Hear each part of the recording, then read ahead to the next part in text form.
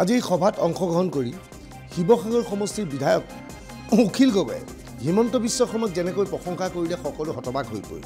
সাধাৰণতে সদনৰ মজিয়াত হিমন্ত বিশ্ব শৰ্মা আৰু অখিল গগৈৰ মাজত বাক বিতণ্ডাৰ সৃষ্টি হয়, কিন্তু আজি অখিল গগৈ সম্পূৰ্ণ নতুন ৰূপত দেখা গ'ল। মুকলি মঞ্চত মুকলিভাৱে হিমন্ত বিশ্ব শৰ্মাক ভূয়সী প্ৰশংসা কৰিলে অখিল গগৈয়ে।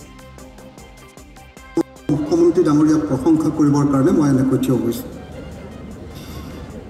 আমি সকলোৱে জানে যে এই ৰংঘৰ আমাৰ স্বৰ্গদেউসকলে ৰংঘৰৰ ওপৰত থিয় হৈ এই ৰূপহী পথাৰখনত ম'হ যুঁজ চায়।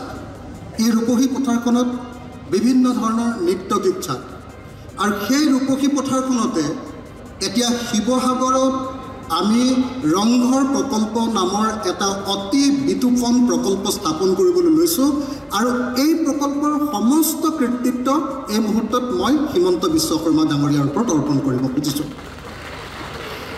ডক্টৰ হিমন্ত বিশ্ব শৰ্মাই এই যি ৰংঘৰ প্ৰকল্পৰ কাৰণে যি আগ্ৰহ প্ৰকাশ কৰিছে, ৰংঘৰ প্ৰকল্পৰ কাৰণে 118 কোটি টকাৰ চেংচন কৰি দিছে আৰু লগতে 118 কোটি টকাৰ লগতে প্ৰায় 31 কোটি টকাৰ আমাৰ লেণ্ড কম্পেনচেশ্যনৰ কাৰণে, লেণ্ড একুইজিশ্যনৰ কাৰণে প্ৰদান কৰিছে। তাৰ ফলত আমি এনেকৈ এটা খুব সুন্দৰ প্ৰকল্প ইয়াতে আৰম্ভ কৰিবৰ কাৰণে সক্ষম হৈছোঁ। তাৰ সেই সপোনৰ আৰম্ভণি আজি হৈছে। আপোনালোকে সকলোৱে জানে যে আমাৰ শিৱসাগৰখন সাংঘাতিক ধৰণে অনুন্নত এখন ঠাই। এইফালে হয়তো যোৰহাটলৈকে কিছু উন্নয়ন হৈছে আৰু আমাক পাৰ হৈ গৈ ডিব্ৰুগড়তো কিছু উন্নয়ন হৈছে, কিন্তু আমাৰ শিৱসাগৰখনত সঁচাকৈ উন্নয়নে একেবাৰে ভালকৈ স্পৰ্শ কৰিব পৰা নাই। স্বাধীনতাৰ পাছত চাগে শিৱসাগৰৰ কাৰণে আটাইতকৈ ডাঙৰ যিটো প্ৰকল্প গ্ৰহণ কৰা হৈছে সেইটো হ'ল আজি এই আধাৰশিলা স্থাপন কৰা এই ৰংঘৰ প্ৰকল্প। আৰু এই প্ৰকল্পটো সন্মানীয় মুখ্যমন্ত্ৰী ডাঙৰীয়াই এই প্ৰকল্পটো অনুমোদন দিছে। গতিকে নিশ্চিতভাৱে এই সমষ্টিৰ বিধায়ক হিচাপে মই আজি সমগ্ৰ শিৱসাগৰবাসী ৰাইজৰ হৈ মুখ্যমন্ত্ৰী হিমন্ত বিশ্ব শৰ্মা ডাঙৰীয়া অন্তৰৰ পৰা ধন্যবাদ আৰু কৃতজ্ঞতা জ্ঞাপন কৰিছোঁ।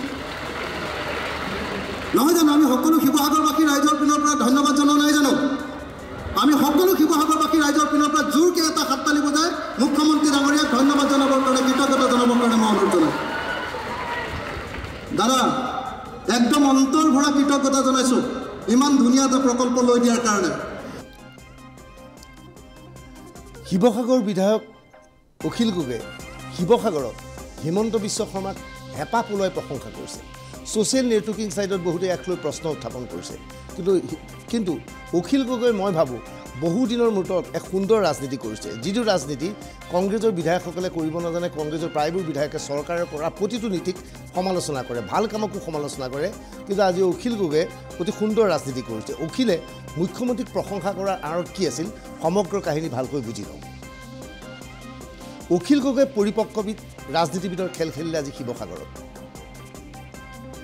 অন্যতম পৰিপক্কবিদ ৰাজনীতি হিচাপে পৰিণত হ'ল। বিধায়ক হিচাপে অখিল গগৈয়ে সমষ্টিলৈ অধিক কাম অহাটো বিচাৰে। প্ৰতিজন বিধায়কে কাম অহাটো বিচাৰে, তাক অস্বীকাৰ কৰিব নোৱাৰে। অখিল গগৈয়ে দেখিছে মুখ্যমন্ত্ৰীৰ সহায় অবিহনে সমষ্টিৰ উন্নয়ন অসম্ভৱ। এইটো সকলো বিধায়কে জনাটো উচিত।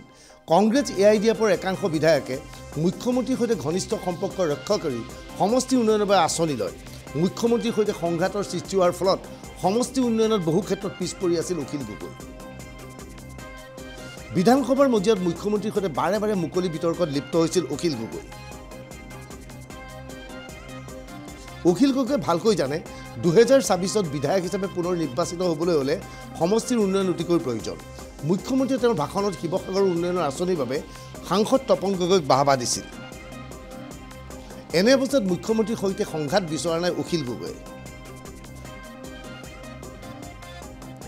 শেহতীয়াভাৱে অখিল গগৈয়ে মুখ্যমন্ত্ৰীৰ পৰা কেতবোৰ আঁচনি ল'বলৈ সক্ষম হৈছে।